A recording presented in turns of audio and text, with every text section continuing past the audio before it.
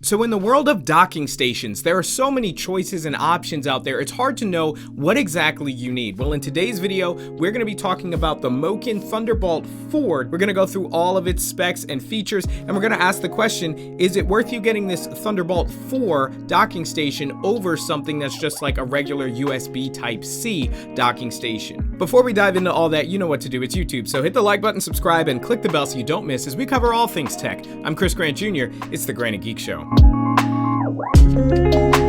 Alright, so just a rule of thumb with devices in general. Anytime the build quality is of plastic, but they're still offering or quoting a lot of high performance on the spec sheet, you can tell that plastic is just a way to cut costs so that they're able to deliver on performance at the end of the day and still be able to offer it to you for a decent price or undercut a lot of the manufacturers who use higher quality materials like aluminum. With the MOKiN, you are getting a plastic build, but let me say it does not feel cheap at all. It doesn't feel flimsy, it's not super creaky or anything like that. I really do like the matte finish on the top as it's anti-fingerprint. There's a little bit of glossy here where the name is, but that's about all you're gonna find, as the sides are also a matte finish. I love the orange touch with the USB 3.1 ports. That way you can easily visually identify which ports are USB 3.1. And actually all the USB Type A ports on this device are USB 3.1, so not Thunderbolt here. You've got your HDMI as well as 2 display ports, and then you've got your power on the back as well as your 2.5 gigabit Ethernet, which is really good as it's getting more and more common to find home internet speeds approaching that 2 gigabit threshold. So you've got USB-C on the front, okay, and that's got 30 watts of power delivery so you can charge a device. You've got 3 additional USB 3.1, remember that orange color, 3.1 ports. Then you've got your standard SD and your micro SD card slots, which are a nice feature. You have your microphone and headphone jack, so you can use a combo for like a gaming headset or something. And then you've got your power toggle right there on the front. And then of course on the far right, you've got your Thunderbolt 4 computer connect port. Now, an easy way to remember the speed you're gonna get with Thunderbolt 4 is Thunderbolt 4 is 40 gigabits. Now that's no different from Thunderbolt 3 as well, as the transfer speeds are no different between Thunderbolt 3 and Thunderbolt 4. But Thunderbolt 5 of course doubles that at 80 sustained and even can spike at 120 gigabits per second, which is well beyond what the regular average person is going to need. Like for instance, for what I do for video production, sometimes I am editing off of a drive and it'll be 4K, 6K, even 8K footage, and so I need all that speed. So sometimes I'm not even using a docking station, I'm plugging in one hard drive directly to the computer's Thunderbolt 4 port to get all that 40 gigabit speed for editing directly off the drive.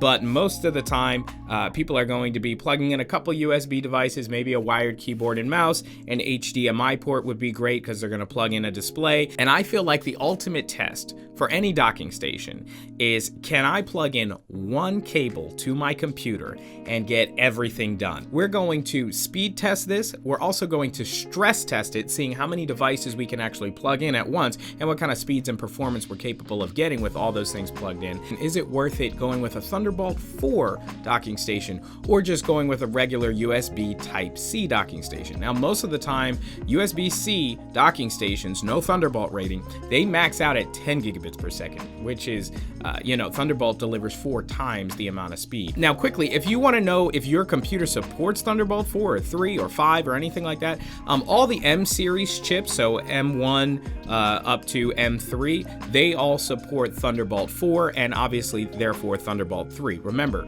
the transfer speeds between Thunderbolt 3 and Thunderbolt 4 are the same. It's only when you get to the M4 Pro series chips that you are getting access to that Thunderbolt 5 speed, which again is a sustained speed of 80 gigabits per second and then maxing out at peak performance of up to 120 gigabits per second. So super fast there. And if you're wondering, is there any benefit to going with a Thunderbolt 5 docking station even if my computer only has Thunderbolt 4? We're going to answer that question in an upcoming video when I compare a Thunderbolt 5 docking station to a Thunderbolt 4 docking station. So once again, if you want to be around for that, hit the subscribe button. All right, so we're we're back at the editing station here, and we've got the MOKiN Thunderbolt 4 docking station plugged in. Right now it's working a light load. It's got an HDMI out that is currently running this display. This is a Samsung ultra wide. It's not 4K or anything, just like a 2K display. And then we've also got it running the Apollo Twin X. Now, the one thing about these interfaces is that they require a Thunderbolt port. So being able to take that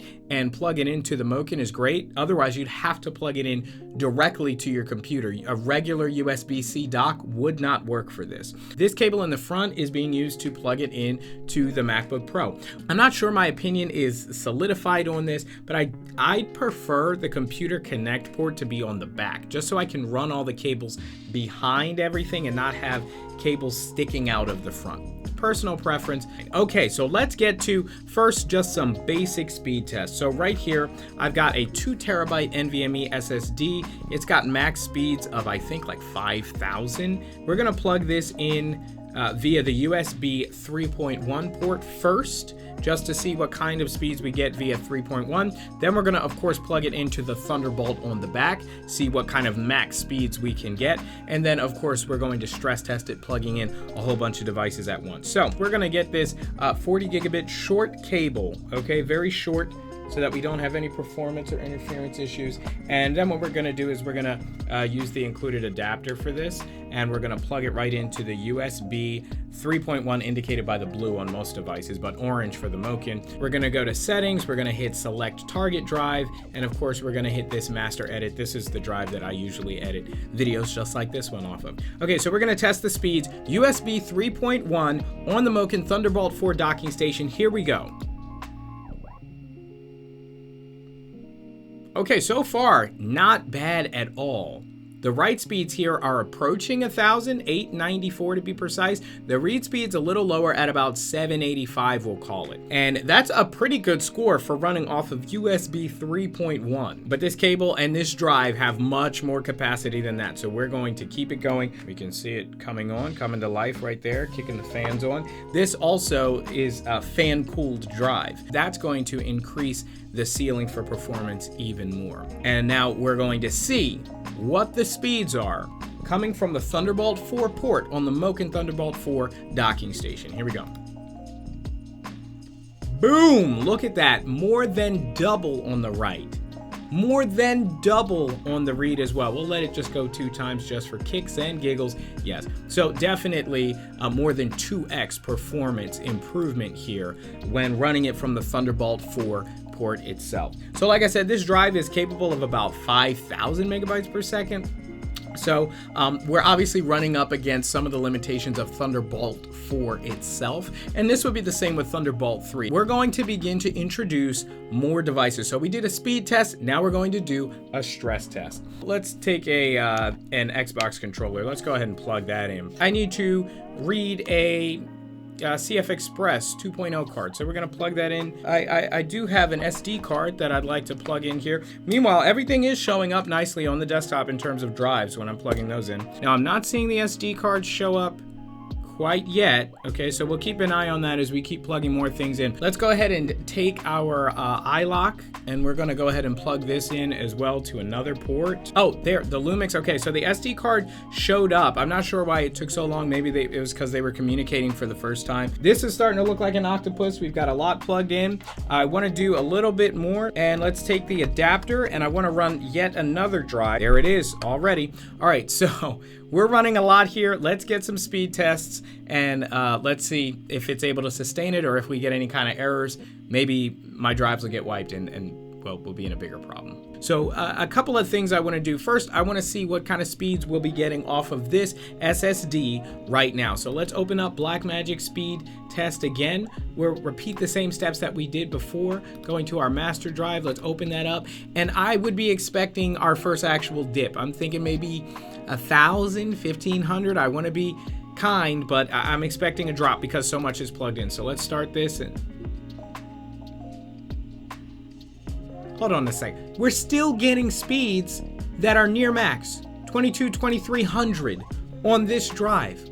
What? Remember, it's still outputting HDMI signal, charging, all these different things. It's still getting those speeds via that Thunderbolt 4 port. That's actually very impressive. But let's check some of these other disk speeds as well. So the X3 right here, that's going to be our Samsung, that corresponds to our Samsung T7 SSD, sitting in the high 400s right now. Not too shabby, 570, mid 500s probably at the lowest for the sustained speeds on this SSD. Don't forget, like you're powering a Thunderbolt 4 NVMe SSD, again, with all the other things that are running. Okay, so it's getting a little bit faster here, so a little closer to 500 there. We'll stop it there. So that's what we can expect, around 500 read-write. Now, we could also run this CFast Express card. Okay, now remember, the read-write max speeds for this CFast card is 530 read, 330 write. Coming up on, mid 300s for the write. That's actually faster than it quotes on the sticker. And for the read, yeah, a little under what we'd be expecting for read. Okay, so yeah, we're seeing diminished performance as we would expect, but what I'm really looking to see is, can we overwhelm it? I haven't seen any HDMI flicker here. I haven't seen any accidental ejections of these drives themselves, all still running off of this Thunderbolt 4 cable. I'd say this is running pretty well. We're going to plug in yet another NVMe SSD. We might see some ejections here. Plugging in now, and there it is, Edit Drive X. Okay, it's there. 5 drives plugged in, including the Thunderbolt 4. Plus, we're charging a controller. Plus, we got a low power USB device in. Plus, we're driving a display. I know you may see the display on up here, but that's actually running via the other Thunderbolt cable, just in case this did like crap out on me or anything. Very impressive. And then just for fun, let's go ahead and plug into the headphone jack here, because I really just want to max it out. Yep, there you go. All right, so there it is, completely stress tested, all ports occupied. You can't really ask much more from something like this. Still able to sustain those Thunderbolt 4 speeds and all these other devices. And let's be honest, folks, this is very unrealistic. It's rare that anybody would be doing all this. And remember, this is all via one of the Thunderbolt ports. Imagine picking up a pair of these. So in conclusion, I gotta say, this is a solid device offered at a great price. Obviously, if you want the best build quality and things, you're gonna wanna look elsewhere, but it doesn't mean that this is bad build quality by any means. And if at the end of the day, you just need the performance, you need to get stuff done, then this Thunderbolt 4 docking station really will get the job done for you. It's able to sustain multiple different devices at one time, as well as charge your computer. You're gonna be able to run your 4K display off of this while having a couple USB drives plugged into it, while reading something off of an SD card, while having your headphone jack plugged in. I mean, sky's the limit, all while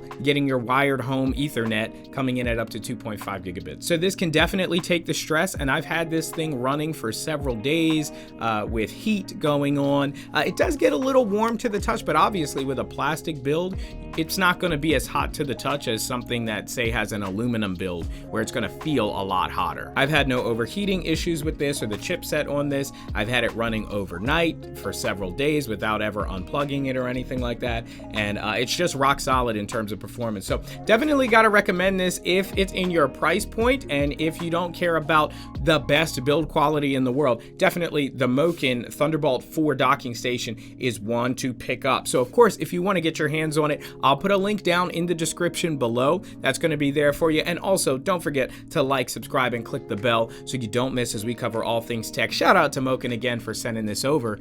It's the Granite Geek Show.